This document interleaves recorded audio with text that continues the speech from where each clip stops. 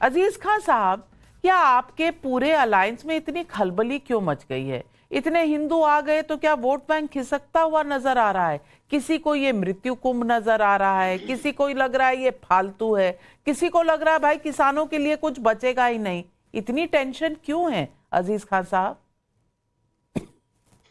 देखिए नाविका जी, एक कल्चर है कि जो लोग सत्ता में होते हैं, अगर उनसे कुछ गड़बड़ियां होती हैं तो विपक्ष का काम होता है आईना दिखाना।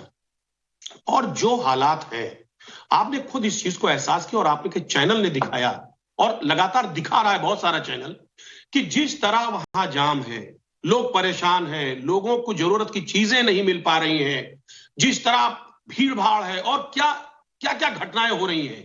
तो इन परिस्थितियों में विपक्ष का काम है सही डायरेक्शन पे बात करने के लिए सत्ताधारी पक्ष को मजबूर करना।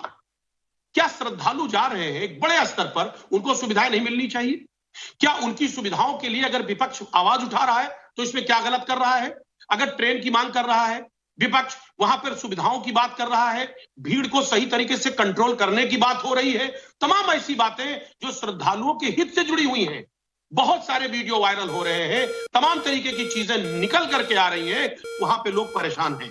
और अगर कोई शख्स, अगर विपक्ष खास तौर से इसमें अगर आवाज उठा रहा है तो सत्ताधारी पक्ष को तो सलाम करना चाहिए, मशवरे को मानना चाहिए। क्योंकि कबीरदास जी ने कहा है कि निंदक नेरे राखिए कि आंगन ले बसाए। अगर कोई शख्स आपकी बात को आलोचना कर रहा है आपके काम पे, तो निश्चित तौर पे सत्ताधारी पक्ष की जिम्मेदारी है कि उस आलोचना से अपने अंदर सुधार करें। सुधार करने के बजाय आप विपक्ष को कहते हैं आप सनातनी नहीं हैं, आप सनातन विरोधी हैं, आप हिंदू विरोधी हैं, कुंभ विरोधी हैं। साहब, कुंभ विरोधी की बात कहां से आ गई? कहां कुंभ विरोधी की बात आ गई? लेकिन हम तो आईना दिखा रहे हैं। अजीज खान साहब, सजेशन तो कोई आया नहीं। किसने सजेशन दिया है? ममता जी तो कह रही हैं ये मृत्यु कुंभ है, लालू जी कह रहे हैं ये फालतू काम है, और अखिलेश भैया तो पहले कह रहे थे कोई जा नहीं रहा है यहां पर, ये तो बढ़ा चढ़ाकर नंबर बता रहे हैं। अब कह रहे हैं 55 नहीं 60 करोड़ लोग आ गए। बता दीजिए ना, आए लोग कि नहीं आए? और अगर आए हैं तो फिर हिंदू एक हुआ कि नहीं हुआ? और हिंदू एक अगर हो गया है तो वो जाति जनगणना और वो जाति वाली जो बात थी वो कहां चली गई? वो क्या गंगा में बह गई? ये सब भी तो बताइए। नाविका जी, इसमें हिंदू एक से क्या ताल्लुक है? अरे भी, ये आज से नहीं कुंभ मनाया जा रहा है, हजारों साल से ये परंपरा है और लोग आ रहे हैं। लेकिन हाँ, जो सरकारें थी इससे पहले, वो इतना प्रचार प्रसार नहीं करती रही, वो इतना क्रेडिट लेने की कोशिश नहीं करती रही। हाँ, ये सरकार है, ये जरूर प्रचार प्रसार और क्रेडिट लेने की कोशिश ये सरकार कर रही है। इसमें हिंदू एकजुट की क्या बात है? आस्था का विषय है, श्रद्धालु आ रहे हैं, पूरी दुनिया से आ रहे हैं, देश से आ रहे हैं, और आना भी चाहिए। इसमें क्या बुराई है? और इसमें कौन सा क्रेडिट लेने की? हाँ, क्रेडिट तब हम देने की बात करते हैं कि जब ये श्रद्धालु आ रहे हैं, उनको सुविधाएं मिलती हैं। तमाम लोग परेशान हैं, 25-25, 20-20 किलोमीटर लोग पैदल चल रहे हैं, पार्किंग की व्यवस्था नहीं है। आप समझिए कि एक लंबी चौड़ी जाम है, जो रिकॉर्डेड जाम है, शायद अब तक के इतिहास में इतनी बड़ी जाम नहीं लगी होगी। उसमें छोटे छोटे मासूम बच्चे, बड़े, सब परेशान हैं। तो बड़े बड़े वायदे थे, दावे थे कि 100 करोड़ का इंतजाम है, और 100 करोड़ का इंतजाम किस तरह चरमरा गया। ये दुख की बात है। अगर सरकार ने दावा किया था तो ये सरकार की जिम्मेदारी थी कि सरकार श्रद्धालुओं के लिए, उनके हित के लिए तमाम इंतजाम करती। तो इंतजाम करने के बजाय तो विपक्षियों को कटघरे में खड़ा कर रही है। विपक्षी अगर सवाल खड़ा कर रहा है तो उस पर सवाल खड़ा कर रही है, ये खुद सत्ताधारी पक्ष के लोग सवाल खड़ा कर रहे हैं। ये दुख की बात है नाविका जी। और बाकी विपक्ष हमेशा हमेशा सनातन धर्म का हमेशा सम्मान किया है, और विपक्ष कहीं ना कहीं वो हर परंपरा को मानता है जो परंपरा इस देश में, इस देश के कल्चर में, इस खून, तो समझ नहीं आ रहा, और जनता भी कंफ्यूज हो रही है। राकेश त्रिपाठी जी, पहले लोग आ नहीं रहे थे, अब ज्यादा आ गए हैं। पहले लोग कह रहे थे कि ये कुंभ होता क्या है, अब कह रहे हैं श्रद्धालु आ रहे हैं, लोगों का विश्वास है। कोई कह रहा है मृत्यु कुंभ, कोई कह रहा है फालतू है कुंभ। ये हो क्या गया है? इतनी एलर्जी, इतनी परेशानी क्यों हो रही है विपक्ष को?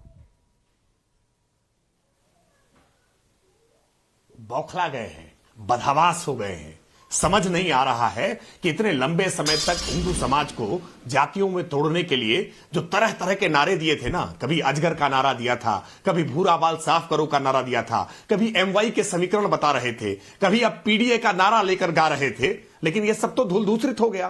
प्रचंड हिंदू चेतना जागृत हो गई और 55 करोड़ लोग अब तक पहुंच गए। आज तो कोई अमृत स्नान की तारीख नहीं थी और अब तक जो आज की तिथि के मेरा आंकड़ा है, आज एक दिन में 1,15,00,000 लोगों ने आज स्नान किया है। आज कोई अमृत स्नान का दिन नहीं है, आज कोई छुट्टी का दिन नहीं है, वीकेंड नहीं है। इसके बावजूद इतनी बड़ी संख्या में श्रद्धालु आस्था के डोर से बढ़े चले आ रहे हैं, खींचे चले आ रहे हैं। लेकिन अब ये सब दृश्य देख करके तो कलेजे पर सांप लौटेगा ही ना, परेशानी तो होगी ही ना कि वोट बैंक जो हमने बनाया था, ये वोट बैंक तो छिटक गया, बिखर गया, ये इकट्ठा हो गया आज प्रचंड हिंदू शक्ति के रूप में। तो उन सबको परेशानी हो रही है जो हिंदुओं के भीतर विभाजन की लकीरें रोज गहरी करने का प्रयास करते थे। और इसीलिए हर प्रकार के प्रयत्न किए जा रहे हैं। कुंभ प्रारंभ होने से पहले ही अखिलेश यादव जी ने लोगों को डराना शुरू किया, कुंभ बुलेटिन जारी करना शुरू किया कि वहां तो पांटून पुल नहीं बने हैं, वहां तो बिजली की व्यवस्था नहीं हुई है, सरकार कोई व्यवस्था नहीं कर रही है। और जब कुंभ भव्यता के साथ प्रारंभ हुआ, जब वहां लोग खींचे चले आए, इतनी बड़ी संख्या में वहां लोग पहुंच रहे हैं और सारी व्यवस्थाओं के साथ, सुविधाओं के साथ वहां पवित्र डुबकी लगा रहे हैं, तो अब परेशानी होना स्वाभाविक है। तो कहना शुरू किया कि इसकी गिनती कैसे हो रही है, इसका कोई वैज्ञानिक तथ्य नहीं है। यह कहना शुरू किया कि गंगा आचमन योग्य नहीं है, संगम का पानी नहाने योग्य नहीं है, नहाएंगे तो बीमार पड़ जाएंगे, नहाएंगे तो मर जाएंगे, नहाएंगे तो किसी के पाप आपके साथ चिपक जाएंगे।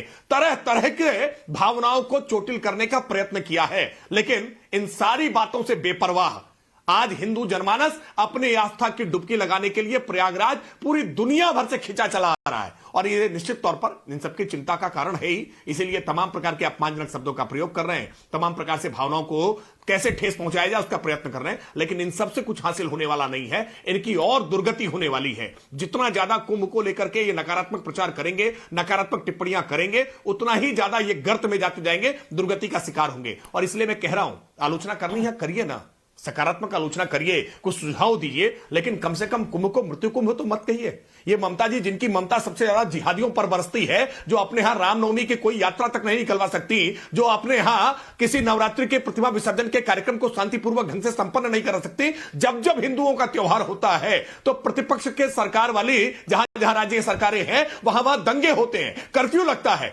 इतनी बड़ी संख्या में लोग आए और कोई कर्फ्यू की स्थिति नहीं है, कोई दंगे की स्थिति नहीं है, इतनी शांतिपूर्वक ढंग से लोग अपनी आस्था की डुबकी लगा रहे हैं और अपने घरों को वापस जा रहे हैं। ये बात इनसे कैसे इसको बर्दाश्त कर सके, बहुत नागवार गुजर रही है। तौसीफ खान, मैं सवाल पूछना चाहती हूं, किसी भी त्योहार को मृत्यु कुंभ कहना या इस तरह के नाम देना क्या सही है?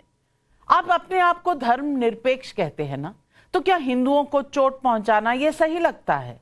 और राकेश त्रिपाठी जी ने कहा कि चाहे रामनवमी हो, चाहे कोई हिंदू त्योहार हो, चाहे दुर्गा पूजा हो, कभी न कभी किसी न किसी समय पर बंगाल की सरकार ने अड़ंगे लगाने की कोशिश की है, ये देश की जनता जानती है। लेकिन मृत्यु कुंभ कह देना, सिर्फ उसमें गलत ही नजर आना, ये कहां की धर्मनिरपेक्षता है, आज देश की जनता जानना चाहती है। अनम्यूट कर लीजिए। नाविका जी, कुंभ मेला काफी पुराना मेला है, लोग जाते रहे हैं वहां पे, काफी प्रसिद्ध है और सरकार इंतजाम करती रही है। लेकिन इस साल जिस तरीके से लोग आए, क्या सरकार ने उस तरीके से इंतजाम किया? नहीं किया। स्टैम्पीड होती रही है हर जमाने में, लेकिन स्टैम्पीड को डील करने के लिए सरकार के क्या प्रबंध थे? कुछ नहीं थे। जितने लोग आए, जितनी भगदड़ हुई, जितनी मौतें हुई, उसको छुपाया गया, उसको जो है किसी तरीके से दबाया गया, मीडिया में कहीं डिस्कशन नहीं किया गया। तो ये मौत के जिम्मेदार सरकार को ही ना बोला जाएगा।